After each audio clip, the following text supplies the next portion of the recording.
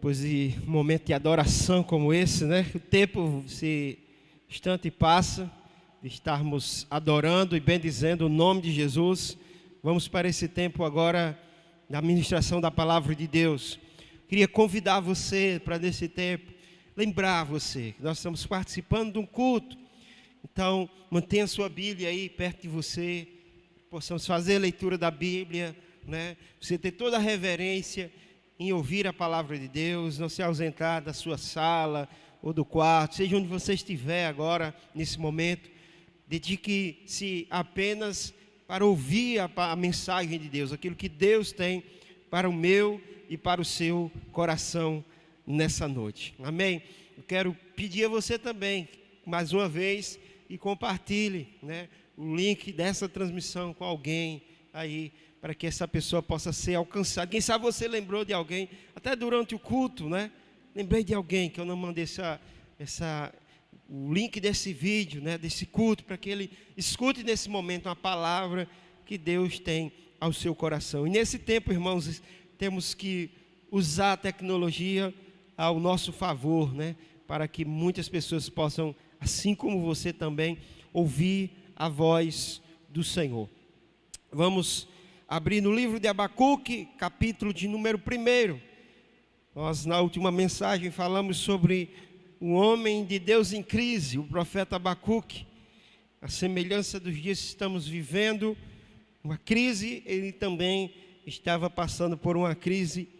E vamos ver hoje, né, na mensagem de hoje, uma mensagem de esperança, né?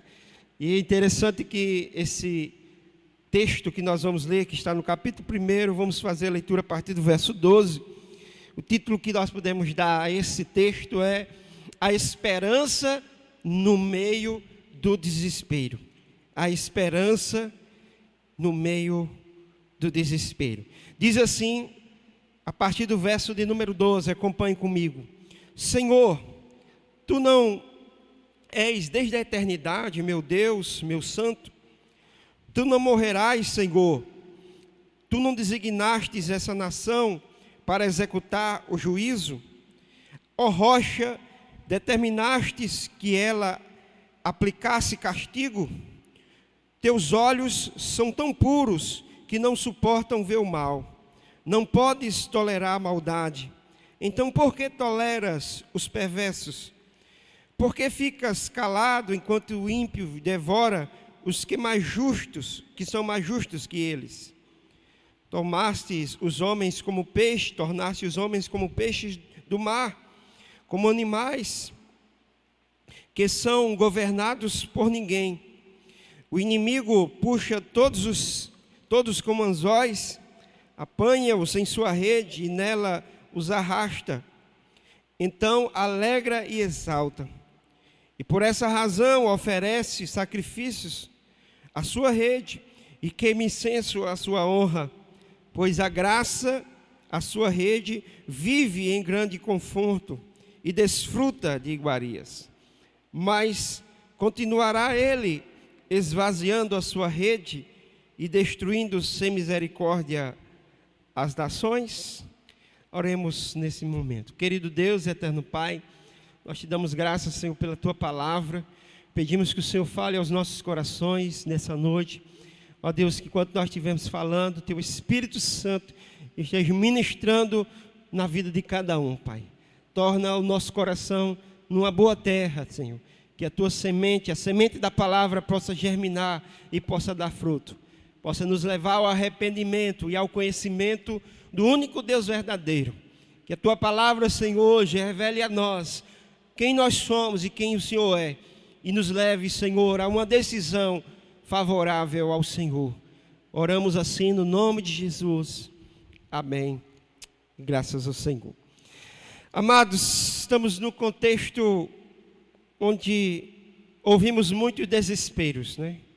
De um lado para o outro. Está nos noticiários, está na televisão, está na rádio, está na internet. Onde você vai e por onde você olhe, uma coisa está, né, evidente, que é o desespero. Aqui nós lemos um texto que fala também desse momento de desespero, de um caos que uma nação e que o mundo também irá passar. Não por causa de uma enfermidade, não por causa de um vírus, mas por causa de um exército, mas por causa de uma nação, a nação, os babilônicos, os caldeus. E nós vimos na ministração passada como Abacuque reage como homem de Deus nesse momento de desespero, nesse momento de caos. Diferentemente de muitos crentes, Abacuque toma uma posição que é a posição que nós temos que tomar, que é a posição de intercessão. Abacuque se põe em oração, se põe a orar, se põe a interceder. E essa oração de Abacuque, ela é descrita no capítulo 1, e a gente pode ver por meio da análise desse livro de Abacuque, que ela transcorre por meio de muitas indagações. É uma oração onde ele faz uma série de indagações a Deus. E essas indagações, elas vão sendo, né, diluídas, elas vão sendo colocadas diante de Deus, e aparentemente Deus responde com um silêncio ao profeta Abacuque. E o interessante é que ele, após essa primeira parte da oração, nós encontramos a resposta de Deus, as primeiras indagações, a partir aí do verso de número 5. Deus responde a Abacuque.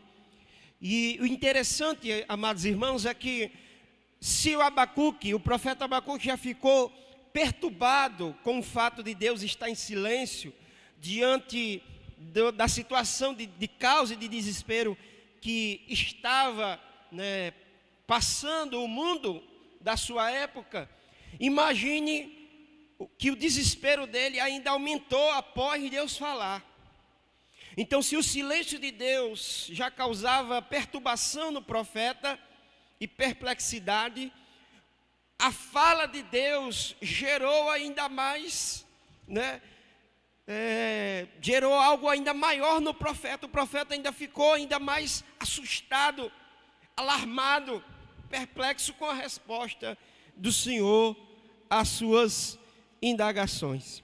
Interessante observarmos que esse contexto especificamente do capítulo 1, ele agora vai se dirigir na segunda parte da sua oração a algo poderoso, que nós vamos extrair aqui uma esperança, a esperança que faz frente ao desespero, que pode gerar em nós uma esperança mesmo diante das circunstâncias. Quem sabe você que está, né, a nos ouvir, a nos assistir nessa noite, está com o coração desesperado, está com sua alma agitada, existe algo dentro de você que está lhe perturbando, que está tirando sua paz, roubando seu sono. Você não consegue mais ter essa esperança, essa perspectiva, né? Você tem andado pessimista e cabisbaixo. Eu quero trazer essa palavra no seu coração, que o profeta encontrou aqui para nós algo poderoso, algo tremendo na palavra de Deus, que eu quero compartilhar com você, que existe uma esperança em meio ao caos. E por que existe essa esperança? Nós vamos descobrir na palavra do Senhor. É interessante, amados, que essa esperança surge porque ele estava orando. O contexto fala da majestade, o texto fala da majestade de Deus. Essa segunda parte da oração do profeta Abacuque fala da majestade de Deus, mas também fala da prepotência do povo de Judá, também fala da arrogância da Babilônia, O quanto o povo de Judá, diante da majestade de Deus e da grandeza de Deus, mesmo assim, ainda não se dobrou. Eu lembro que eu estava ouvindo, dois grandes homens falar acerca desse contexto que nós estamos vivendo, da pandemia, e eles falando sobre os resultados que isso poderiam produzir, na igreja e no mundo. E, diferentemente, eles citaram um resultado que eu fiquei achei interessante essa observação que eles fizeram, que um dos resultados não é que a pandemia vai amolecer o coração de todo mundo, vai, de fato, abrir portas de corações de muitas pessoas, mas para alguns, vai servir para endurecer ainda mais o coração. E assim aquela nação de Judá se encontrava. A Babilônia, irmãos, nós sabemos que ela representa não somente uma nação poderosa que Deus está tomando para julgar o seu povo de Judá. A Babilônia não representa apenas uma geografia, um exército. A Babilônia na Bíblia, ela é descrita como um comportamento da humanidade contra Deus. É uma humanidade que se estabelece na direção contrária de Deus, em rebeldia a Deus, é representado pela Babilônia. E no livro de Apocalipse diz que essa Babilônia irá sucumbir juntamente com todos aqueles que estiverem inseridos nesse grupo, que são aqueles que são impenitentes, cujo não se arrependeram, mesmo tendo ouvido a palavra da verdade. Interessante que no texto o profeta coloca algo diante de Deus, mais uma vez ele, numa tentativa de harmonizar a disciplina de Deus ao seu povo com o que Deus está para fazer.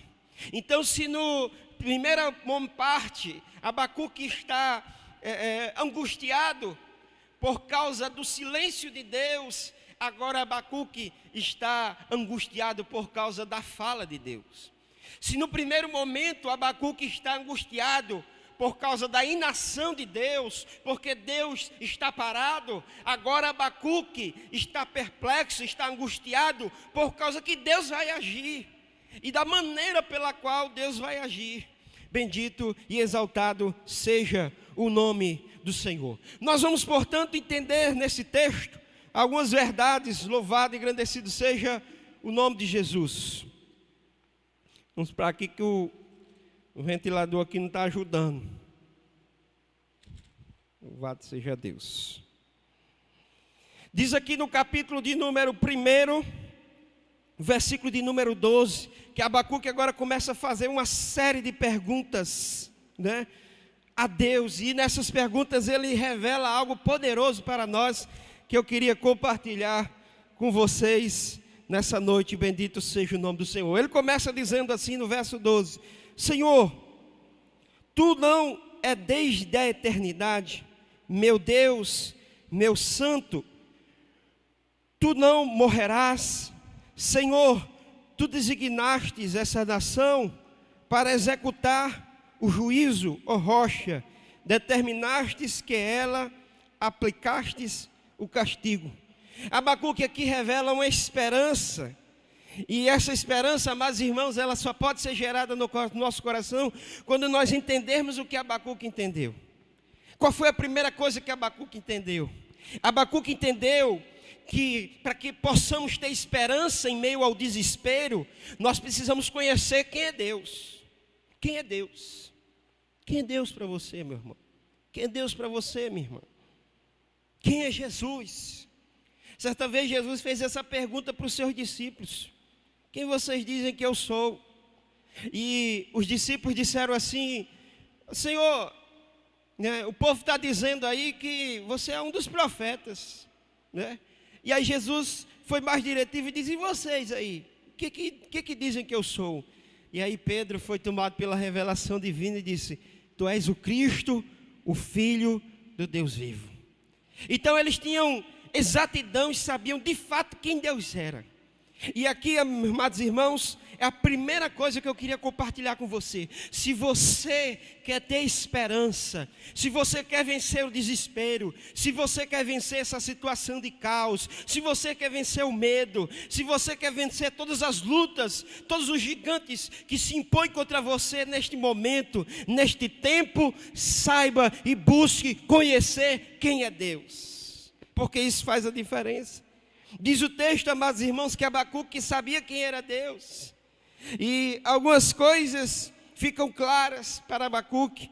Aquelas crises que ele tinha, que eram de ordem internas e externas, elas sucumbem diante da grandeza, da revelação de quem é Deus. Abacuque tinha crise interna da rebeldia do povo de Judá, do pecado em que eles andavam, mesmo diante, da fidelidade de Deus, do cuidado de Deus. Abacuque tem uma crise externa, porque ele sabe quem Deus vai usar para aplicar o juízo ao seu povo, a castigar o pecado do seu povo. Era a grande Babilônia, uma nação ímpia, uma nação idólatra, uma nação perversa. Ele tem uma crise quando ele entende que Deus agora vai agir, e a ação de Deus é algo que está para chegar, é inevitável. Agora, a pergunta que nós fazemos quando lemos esse verso do capítulo 12 era: quem era o Deus de Abacuque? Quem era esse Deus que ele está revelando aqui? Primeiro, nós precisamos entender, amados irmãos, que é no momento da crise, da dificuldade, que nós precisamos saber quem é o nosso Deus, que nós precisamos entender quem é o nosso Senhor, E a primeira coisa que Abacuque destaca aqui é que Deus é um Deus eterno. Eu lembro que certa vez foi perguntado a um teólogo, disse assim: defina quem é Deus. E aí demorou, e o teólogo demorou, e tinha dificuldade em responder quem era Deus. Mas, naquele momento, naquela sala, naquela reunião, um dos teólogos dobrou o joelho e começou a orar. E quando ele começou a orar, ele começou a falar os atributos de Deus. Tu és eterno, Tu és santo, Tu és poderoso, Tu és autoexistente, Tu és independente, Tu és fiel, Tu és imutável. E naquela oração ele conseguiu definir a Deus. Pois é exatamente isso que Abacuque faz. No momento que Abacuque dobra os seus joelhos, Abacuque então estabelece quem é Deus. E isso faz toda a diferença. Em primeiro lugar, Deus é eterno.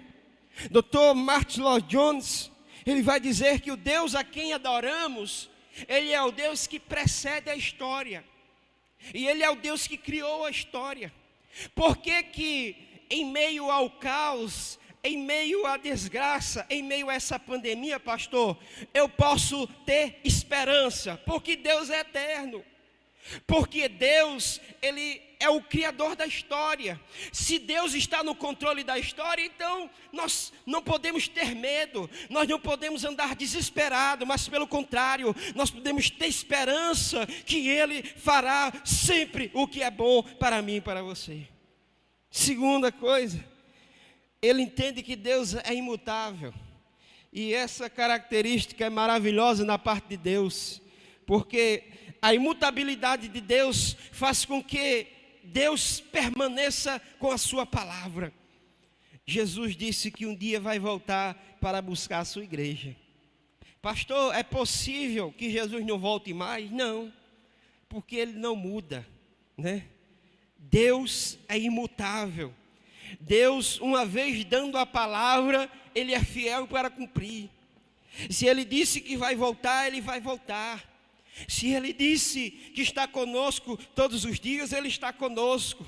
Ele não pode mudar de ideia, dizer: eu disse que estaria com vocês, mas diante dos pecados de vocês, diante da infidelidade de vocês, diante das várias promessas que vocês me fazem todos os anos, no ano novo, e não cumprem, eu vou abandonar vocês. Isso não existe em Deus, porque a Bíblia diz que em Deus não existe variação, nem sombra de mudança. Ele é imutável, Ele é eterno, Ele é poderoso. Então creia, confie que o que Ele falou falou, Ele vai cumprir. Bendito seja o nome do Senhor. Nós percebemos, portanto, que mesmo diante das dificuldades da vida, das nuvens que as calamidades trazem, como Deus está no controle da história, elas não podem destruir a luz e a vontade de Deus. Abacuque não somente determina a quem ele crê que é um Deus eterno, que é um Deus imutável, mas ele também deixa outra característica de Deus, que ele diz assim: ó rocha, determinastes e ela aplicastes o teu castigo. Ele chama Deus de rocha. E quando nós falamos, amados irmãos, de rocha, nós lembramos da segurança, da firmeza que nós temos que ter em Deus. Isso aponta para a sua fidelidade. Deus é fiel. Mesmo que eu e você sejamos infiéis, Deus continua fiel, porque Ele não pode negar-se a si mesmo. Bendito seja o nome do Senhor. Outra característica que Abacuque entende da parte de Deus, não somente Abacuque entende que Deus é eterno, falando daquilo que Deus é no tempo. Não somente Abacuque entende que Deus, Ele é imutável, falando do ser de Deus, mas agora ele estabelece outra característica de Deus, que Deus é autoexistente. Diz a palavra de Deus que os olhos dele, teus olhos, são tão puros que não suportam o mal. Então, por que toleras os perversos? E no versículo de número 14, ele vai dizer: tornaste os homens como peixes no mar, como animais que não são governados por ninguém. Esse Deus autoexistente criou o homem, criou os peixes, criou todos os seres viventes. Mas, pastor, e Deus precisava fazer tudo isso? Não. Tem muitas pessoas que não conhecem o ser de Deus. Deus é um ser autoexistente. Isso fala da sua independência, isso fala da sua autonomia. Deus não estava triste e por causa da sua tristeza decidiu me criar e decidiu te criar.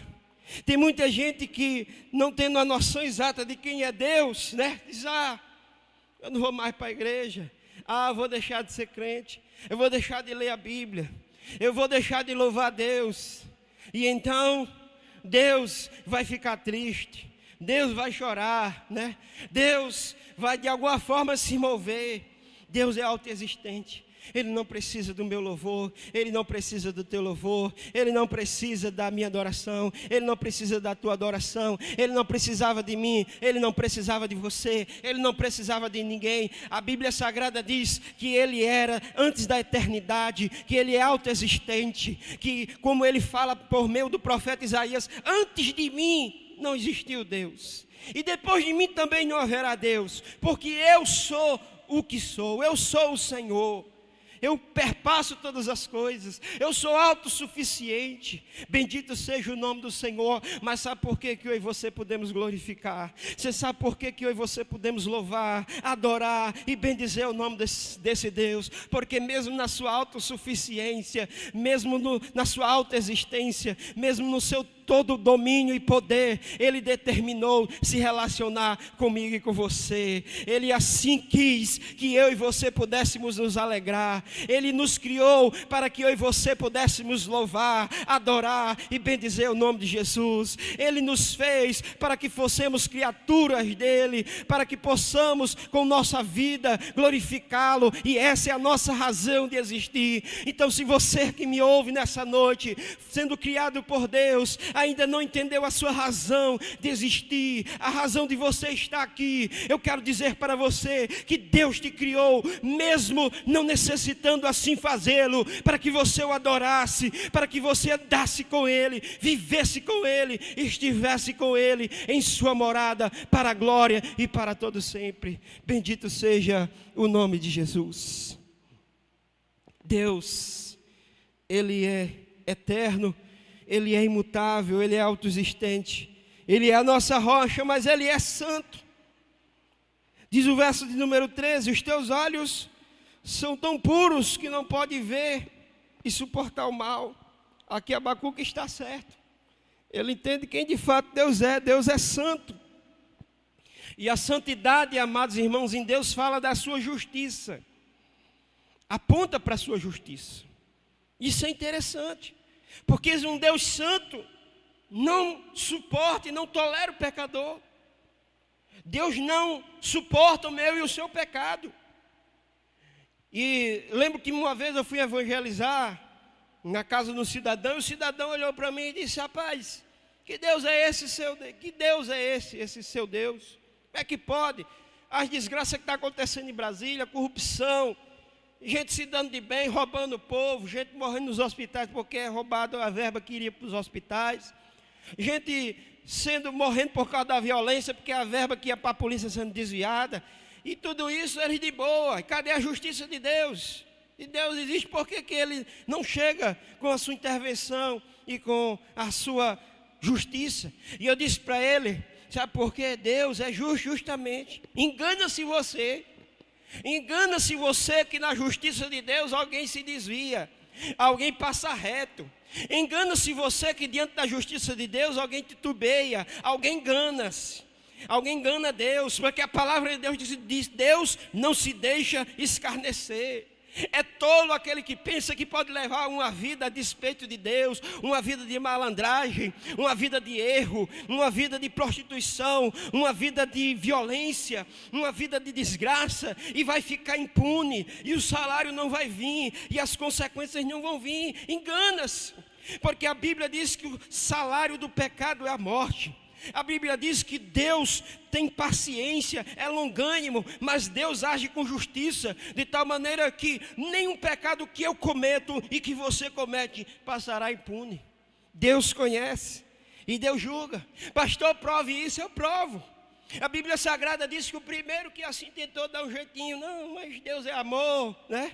Vamos aqui viver aqui na maravilha aqui do Jardim do Éden. Ele deu uma ordem aqui, mas não tem problema não, vamos descumprir aqui só essa parte, né? O que é que tem? Não tem importância, né? Vamos tomar isso, vamos beber isso, né? Vamos, né, um adultériozinho aqui, né? Uma vida, um vício aqui, né? Um contrabando aqui, uma propina aqui, outra ali, né?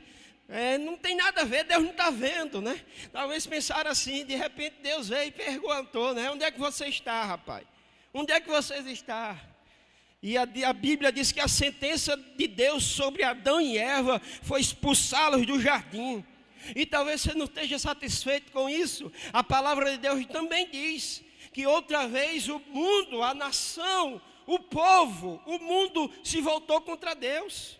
Tamanha era a violência e também era a desobediência daquele povo. E Deus então novamente veio com a sua justiça e mandou o dilúvio. E diz a palavra de Deus que só escapou a família de Noé.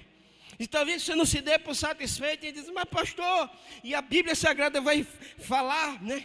Que Deus mais uma vez vem com a justiça. A cidade de Sodoma e Gomorra, o povo vivendo uma promiscuidade, o povo vivendo, né, uma prostituição, o povo vivendo distante de Deus, nos seus caminhos. Deus veio, julgou aquele povo e destruiu aquela cidade. Deus fez isso ao longo da história e Deus faz isso agora por meio do cativeiro. Quem sabe você diz: não, pastor, mas essas coisas foram com o ímpio, né?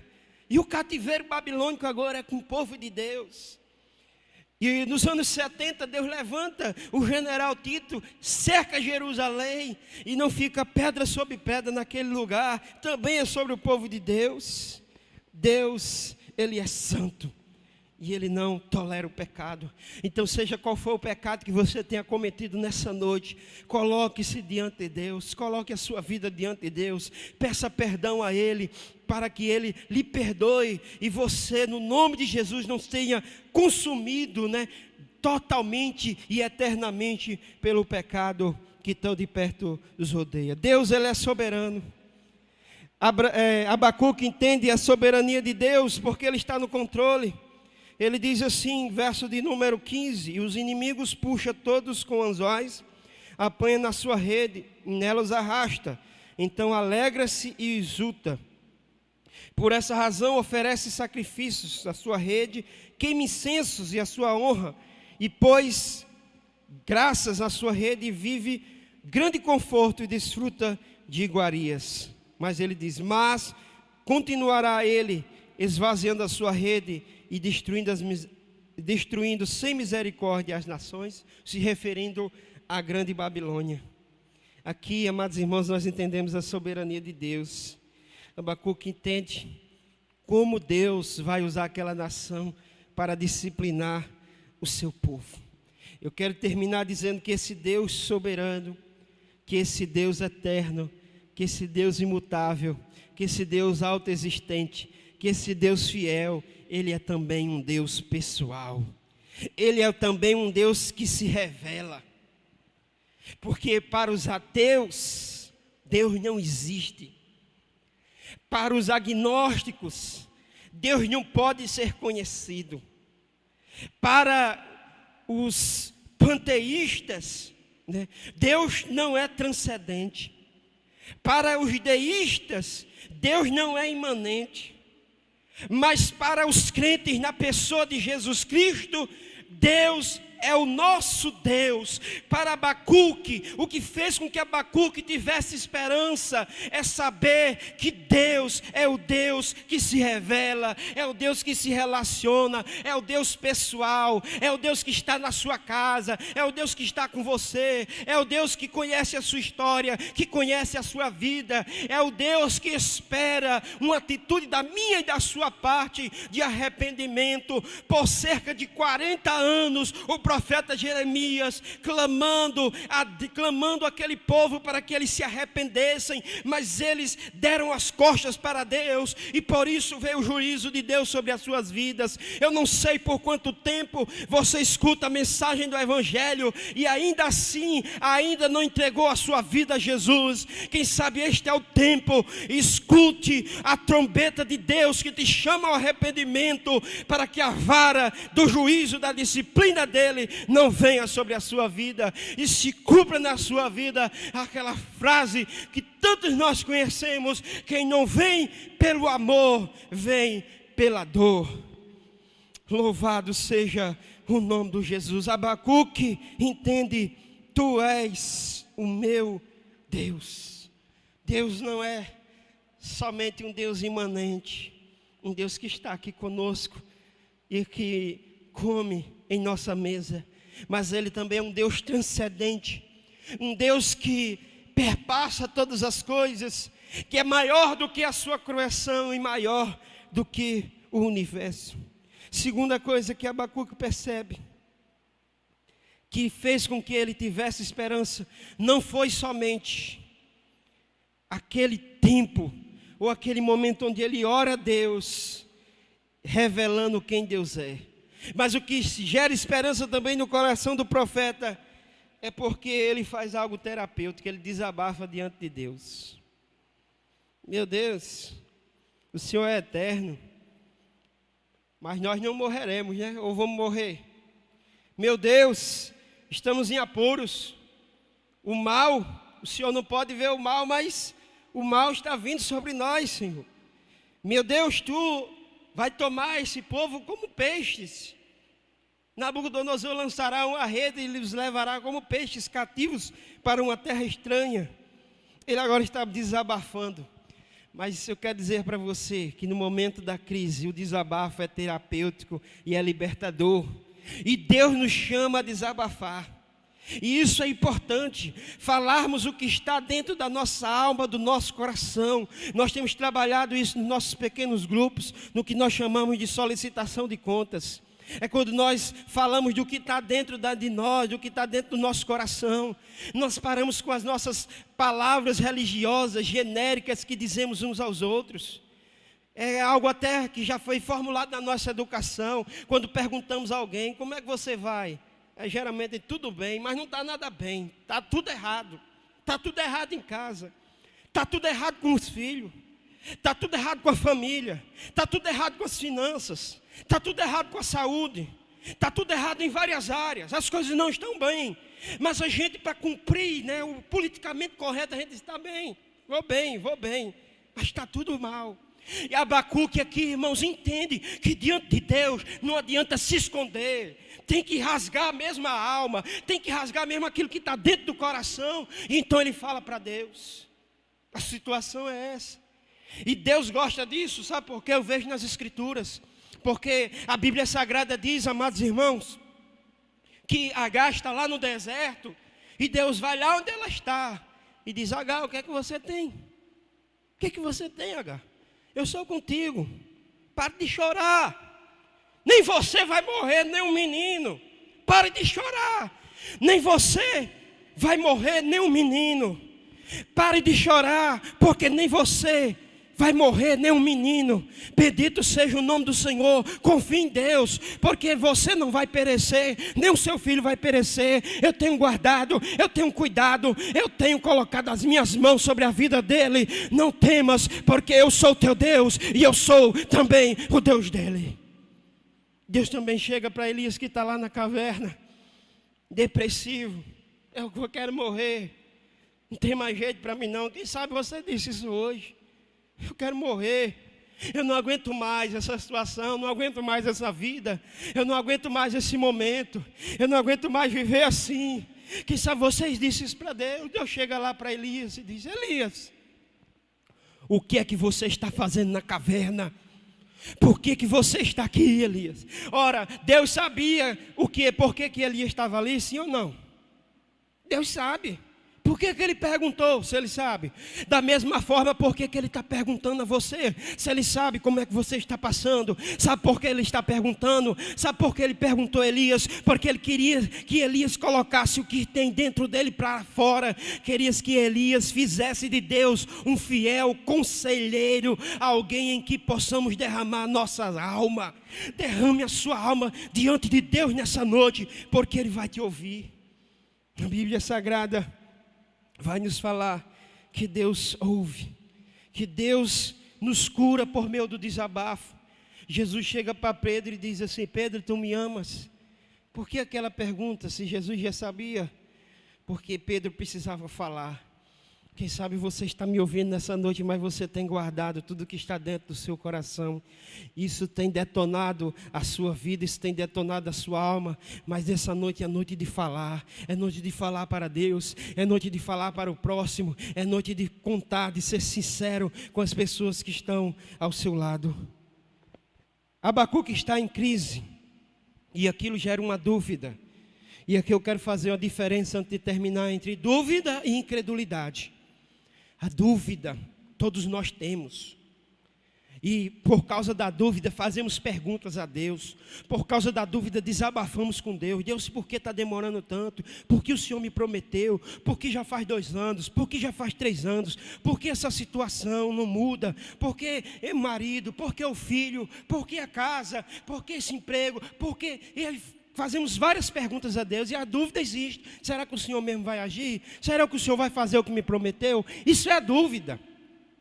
Mas na dúvida, nós apenas questionamos a Deus, mas estamos dispostos a obedecer e a continuar crendo. Já a incredulidade é diferente. A incredulidade é aquele que a Bíblia diz que é rebelião, que é quando nós não aceitamos o que Deus está fazendo, nós não aceitamos o que Deus está falando. Isso é incredulidade, quando nós não aceitamos a voz de Deus. Abacuque, portanto, desenvolve dúvida, mas não incredulidade. E por último, para terminarmos, o que faz com que o coração de Abacuque se encha de esperança é que ele ora da maneira adequada. O capítulo se inicia não com a pregação, mas com a oração. Amados irmãos, isso é muito importante, porque a resposta de Deus para mim e para você vem por meio da oração. Abacuque nos dá o exemplo, e como igreja nós temos que dar também o exemplo. No tempo de pandemia, pastor, o que é que eu tenho que fazer? Ore. O consolo de Abacuque não veio por meio da sua pregação. E Abacuque é um dos profetas que nós percebemos no seu livro, que ele se detém mais à oração do que à pregação em si. A teologia de Abacuque é uma teologia viva, porque ele sabe quem é Deus. Ele sabe olhar para Deus, o seu ser, os seus decretos e as suas obras. Eu quero lhe convidar nessa noite para ficar em pé e orarmos a esse Deus poderoso e soberano. Terminar dizendo para você que a nossa fique a Deus por causa dessa verdade. Porque se está nas mãos de Deus, nós podemos crer no amanhã. O ímpio não prevalecerá. A injustiça não prevalecerá. Mas a justiça vencerá sempre. Jesus disse várias vezes para os seus discípulos: não tenha medo. Quem sabe você está nessa noite com o coração cheio de medo do que vai acontecer com você e com os seus. Tranquilize seu coração no nome de Jesus, porque aprendemos com Abacuque, pode pretrerar o livramento de Deus. Jamais sucumbir, jamais vai sucumbir. O fim não é a morte, o fim é a salvação. Oremos nesse momento, no nome de Jesus. Pai, nesse momento, Senhor, aqui estamos, Senhor, porque cremos, ó Deus, na Tua palavra. Sabemos, ó Deus, que nesse tempo de desespero, podemos ter esperança em meio a desespero. Primeiro, porque sabemos quem o Senhor é. Segundo, Senhor, nesse tempo de desespero, nós abrimos a nossa alma para o Senhor e falamos as nossas dúvidas e rasgamos aquilo que está dentro da nossa alma para Ti, e o Senhor nos responde. Senhor, podemos ter esperança em meu desespero, porque estamos em oração. E quando oramos, nós entendemos quem de fato o Senhor é e quem nós somos. Por isso, nessa noite eu quero te pedir, Senhor, que o Senhor alcance cada coração, cada vida, Senhor, que está nos ouvindo nessa noite. Eu não sei o quão desesperado ou com medo, ou como está o coração, Senhor, dessa pessoa. Mas uma coisa eu sei, que o Senhor é aquele que pode, Senhor, transformar esta vida, que pode transformar, Senhor, o seu coração, que pode transformar a mente. Ó Deus, aquele profeta, Senhor, tem as suas queixas, mas quando ouve a Tua voz, ele se enche de fé e de esperança. Portanto, Senhor, enche o coração, Senhor, de cada um que me escuta nessa noite, de fé e de esperança. Essa fé que lança fora todo medo. Essa fé, Senhor, que enche o Teu povo, ó Deus, na esperança, Senhor, da vitória. Essa fé que faz com que o Teu povo permaneça em pé. Se fica em pé, fique de joelho, também se prostrando diante do Senhor, clamando a Ti, sabendo que o Senhor vai manifestar o Teu querer. Ó Deus, nos leva, Senhor, a entender, Pai, esse propósito do Senhor para as nossas vidas. Quem sabe, Senhor, também alguém nos escuta que ainda não faz parte da Tua aliança, não é povo do Senhor, ainda não entregou a sua vida a Ti, Jesus, ainda não se tornou um discípulo, ainda não pegou a sua cruz, ainda não deixou a sua natureza, a sua vida antiga. Mas nessa noite, Pai, eu oro para que o Senhor toque nesse coração, nessa vida.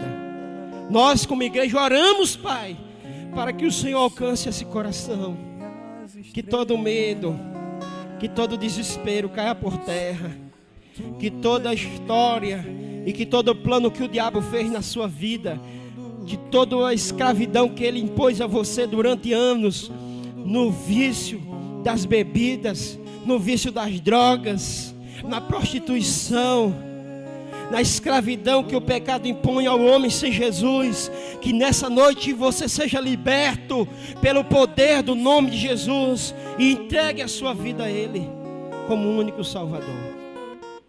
Te louvamos assim, Pai, e bendizemos o teu nome. E te agradecemos por esta palavra, no nome de Jesus. Amém.